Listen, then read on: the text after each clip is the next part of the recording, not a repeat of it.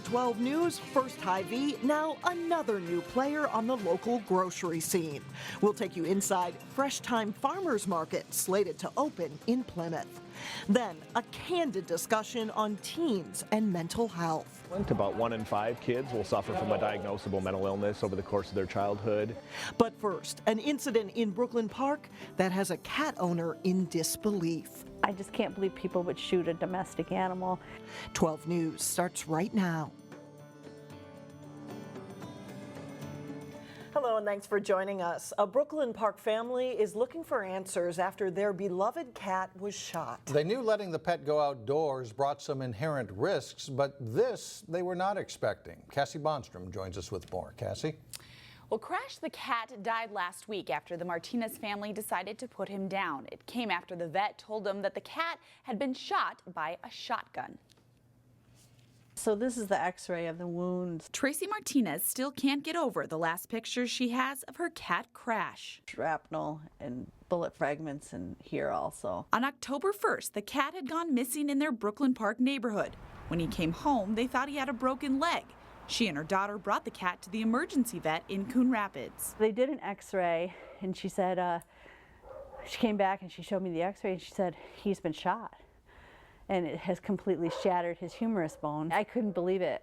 And my daughter was with me and she just, she burst into tears. If that wasn't traumatic enough, when the vet tried to amputate the leg, the news got worse. They found more shrapnel in his trachea. There really was no option other than euthanasia at that point.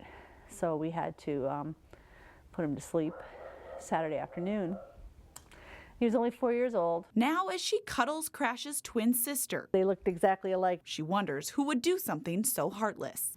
I just can't believe people would shoot a domestic animal. Adding to their stress, at least 2 other cats are missing in the neighborhood. Others have reported on social media hearing gunshots. The police are investigating and have increased patrols in their neighborhood. I just don't want it to happen to anybody else's animal because it was very traumatic and sad. Police said they haven't received any other reports of an animal being shot by a shotgun, but they are taking it very seriously. Now, Mike and Alex, it is illegal to discharge any kind of weapon within city limits, and of course, it's illegal to hunt a pet. Yeah. All right, thank you. Thanks, Cassie. A Maple Grove resident has been identified as the man killed in a head-on car crash Sunday in north central Minnesota. 61-year-old Daniel Peterson was killed when the Chevy Silverado he was driving crossed the center line and slammed into another vehicle. It happened on Highway 169 in Mille Lacs County shortly after 1 p.m. on Sunday. The driver of the other vehicle suffered serious injuries. The State Patrol says alcohol was not detected and everyone involved was wearing a seatbelt. Peterson was among 4 people killed in crashes on Minnesota roads on Sunday. Experts say 1 out of every 5 kids will suffer from a form of mental illness over the course of their childhood. It's one reason why suicide is one of the leading causes of death among teenagers. As Delane Cleveland reports, a group of students from Wayzata High School is leading the charge to get teens the help they need. Thank you for joining us at this event. On a normal Saturday morning, Joining us this morning is Dr. Joel Oberstar. you usually wouldn't find dozens of students gathered at the Hindu temple in Maple Grove for a presentation. Kids have different capacities at different points in their life. But when the topic revolves around mental health, Why does a teenager die in Minnesota? normal routines do not apply. What I really want to do is change the way people think about mental health. Bharat Pulgam is a junior at Wayzata High School. He helped establish the student-driven nonprofit HEART, which stands for Helping Every At-Risk Teen. HEART was initially started as a school club last year after the loss of 2 of my friends to suicide at Wayzata High School. But then we had a really successful year last year, and then we grew almost 700%. There's lots of different statistics out there. Bharat says most people don't want to talk about mental health because there's a stigma surrounding it. And I really feel like, people had this interest in their head. People said that mental health is a big issue, but no one said, hey, let's do something about it. In an effort then to do something about it, Mental illness carries with it a lot of pain and suffering. And the good news is, it's often very treatable. Barat asked Dr. Joel Oberstar to talk to teens about mental illness. The second most common reason for a teenager to die is suicide, and that far surpasses most of the other medical reasons a young person would die, including cancer, heart disease, lung disease. Dr. Oberstar says those findings make it important for teens to find help. I'd like to make sure that kids know that they're not alone, that then when they're struggling, that they can reach out to folks for help. In Maple Grove, Delane Cleveland, 12 News. Experts say identifying a person who is suffering from a mental illness is not always easy. Warning signs include if a person is less excited or optimistic than normal, or if a person is more isolated, or if they're candid about having thoughts that life isn't worth living. Robbinsdale city officials are studying an ordinance that would allow for distilleries and cocktail rooms. Nothing is official yet, but some distilleries have inquired about opening up shop in downtown Robbinsdale. Right now, city council members are looking into zoning and licensing regulations.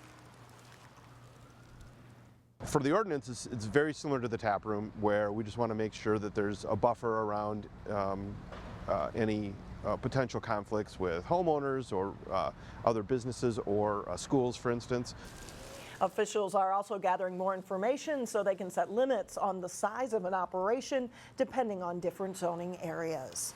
The city of Maple Grove is moving closer to hiring a new city administrator. The city council holds final interviews tonight. That's Monday night. The finalists include Wayzata city manager Heidi Nelson, Dean Lauder, the city manager of New Brighton, and Carver County administrator David Hemsey. The person selected will replace longtime administrator Al Madsen, who is retiring. The city of Golden Valley receives a light rail update Tuesday for the proposed Metro Blue Line extension. City Council will also consider whether to make certain demands that it feels is critical for the project to move forward. Among them, supporting public parking at the proposed Golden Valley road stop. It's also likely to support improvements to the Golden Valley Road Theodore Worth Parkway intersection to accommodate increased traffic. A city council vote on the demands could take place next month. Well, coming up, the local grocery store scene is about to get even more crowded. See who's moving into Plymouth. Then a little bit later in sports, a look at matchups for the start of the high school football playoffs. But first, a lot less wind on Tuesday. Temperatures reach the 60s.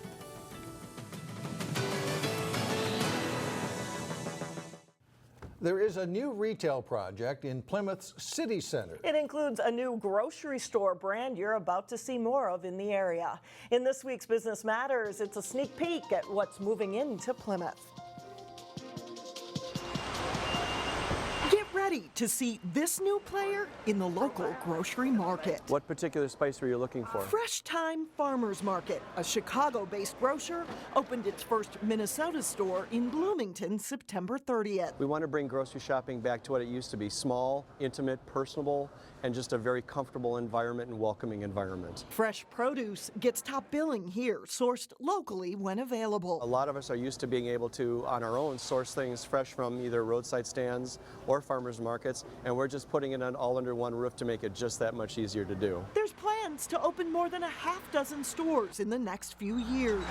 Fresh Thyme's move into Plymouth is underway. Yeah, we think it's a great fit into Plymouth. Fresh Thyme's going to offer a wide variety of new grocery store concepts. They have health and beauty inside, a lot of organic produce. The 6.5-acre site at the southeast corner of Highway 55 and Vicksburg Lane was primed for redevelopment when a tile and granite company moved off the site recently and the industrial building came down. Anytime there's redevelopment and putting new opportunities for shopping and retail in the community, we're always excited about that. The new Vicksburg Marketplace will have 3 retail tenants, with Goodwill and a drive-through Starbucks moving in as well.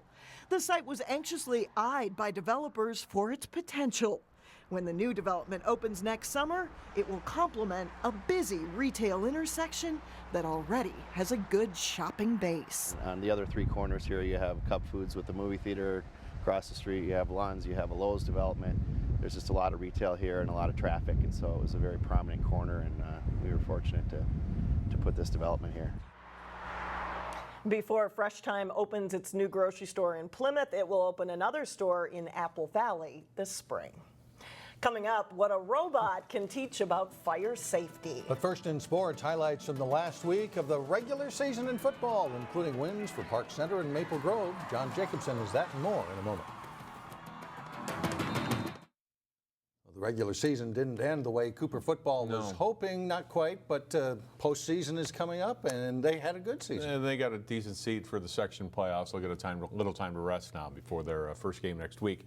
The regular season is over in high school football. Cooper was looking for a possible #1 seed in Section 5-5A when they traveled north to face an unbeaten Spring Lake Park team. Highlights from this one: the Panthers will strike early. Zachary Oldgile pitching to Hesley Carrington. He'll sweep in for a 22-yard touchdown, the start of a big offensive night for the Panthers. Next drive, Philip Howard's pass is tipped and then intercepted by Aaron Flink. He'll take off down the sideline and return it 42 yards to the Cooper 10. Sets up a touchdown as the Panthers go up 14-0 just 4 minutes in. Cooper comes back. Howard on target here to Jordan Brown, 19 yards and a score. Hawks are within 14-7 after 1. They struggled to stop the Panthers' ground game, though. Carrington takes it in for a 6-yard run, and it's 21-7. Alonzo Holly plunges in for a short touchdown for Cooper, and it's 21-14. Late in the second quarter, it's Oldgile keeping on the option. He'll score. Spring Lake Park goes on to win 49-28, and Cooper finishes the regular season 6-2. Park Center beat Cooper last month, and the Pirates haven't lost since. Park Center took on Irondale at Park Center Pride Stadium in their regular season finale. First quarter, Monty Hooker forced out of the pocket. He'll get away and run in 17 yards for a score, 7-0 Park Center. Less than a minute left in the first half. Carl Altenberg will throw to Elijah McClure. He'll get around the defender and score for a 14-0 Park Center lead. Third quarter, the snap on the ground, but Altenberg will dart a quick pass to Malcolm Richards. And then it's Malcolm Lawson out in front, clearing the way. Richards goes 44 yards for the score, and Park Center goes on to win 21-7. Here's a look at the Section playoffs, and in Section 5-5A, Spring Lake Park with that win over Cooper is the top seed, followed by the Hawks and then Park Center. The Pirates have a quarterfinal round game Wednesday at home against Minneapolis Southwest. Spring Lake Park and Cooper have byes into the semifinals next Tuesday. In Class 6A, here are the first round games involving local teams this Friday. Maple Grove, the second seed from Section 5, hosts Eastview. Wayzata, the second seed in Section 6, hosts Farmington. Osseo is the #2 seed. They'll take on White Bear Lake. Katrina Grace hosts Shakopee. Armstrong's at home against Woodbury. Champlain Park is at Stillwater, and Hopkins is at Rosemount. In Class 3A, Providence Academy is the #3 seed in Section 2, behind Glencoe Silver Lake and Belle Plaine. Providence hosts Jordan in the quarterfinals Wednesday. In Section 4-3A, Breck is the 3rd seed, behind St. Croix Lutheran and Patrick Henry. Brooklyn Center is seeded 5th. The Centaurs are at Como Park in the quarterfinals, while Breck hosts Roosevelt. In the West Metro South District regular season finale, Maple Grove at home against Shakopee. First quarter, and it's the Crimson Isaac Collins on the sweep, finding a running lane, and he'll outrace the defense and score from 45 yards out. Maple Grove leads 7-0 after a quarter. Same score in the second quarter. Brad Davison to Teddy Rash. He'll catch it here. Bounce off the goal post. It's a touchdown. Crimson up 14-0 at halftime. Collins, another big run in the third quarter. This one goes for 51 yards. He finished tonight with 179 yards rushing. Maple Grove shuts out Shakopee 28-0, and they finish out the regular season 6-2. And it's not only section football starting this week, state tennis going on, or section tennis going on, and section soccer starting Tuesday. All right, busy, exciting time. Yes. Thanks a lot, John. Today we start our look at candidates running for local public office in November. Yeah, in the next couple of weeks we'll hear from city and school board candidates, starting with the Hopkins School Board. There are 6 contenders on the ballot running for the Hopkins School Board. Nisha Agate Levasseur is a Hopkins graduate and school volunteer. And Dave Larson is a retiree who worked with Controlled Data Corporation and is currently on the Charter Commission for the City of Minnetonka. Hello, my name is Dave Larson. I'm a candidate for the Hopkins School Board. I care about kids. I have lived in the district for over 40 years and have 3 adult children who graduated from Hopkins High School. My wife Carol was a teacher in the St. Louis Park school system. I'm a product of public education too, having graduated from the U of M Law School. I'm passionate about public education. I intend to continue the Hopkins tradition of excellence. Excellence for every school, excellence for every student, every day. Specifically, I believe student achievement is primary, fiscal responsibility a necessity, and support for the teaching staff and administration in their work environment essential. I would appreciate your vote on Tuesday, November 3rd. Vote for excellence. Thank you. My name is Nisha Agate-Levesser, and I am one of the candidates running for Hopkins School Board. I am a graduate of Hopkins Schools, active volunteer in the school district, and wife and daughter of district employees. I am also the parent of a young child, so the future of Hopkins and sustaining the quality of education and programs is my #1 priority. I believe I would bring a unique perspective and a necessary voice to the school board. I bring a strong fiscal knowledge through my 4 years on the district's Citizens Financial Advisory Committee. I have demonstrated unwavering commitment to Hopkins, and I hope to have the opportunity to serve the students, families, and members of this community in a greater capacity. For more information, please visit votenisha.com and vote Nisha Agate-Levesser on November 3rd. Thank you. On Tuesday, 2 more Hopkins school candidates, Steve Adams and Chris Newcomer. Still ahead, Brooklyn Park firefighters tinker with a robot. Could it be the trick to improve fire safety? We'll show you up next.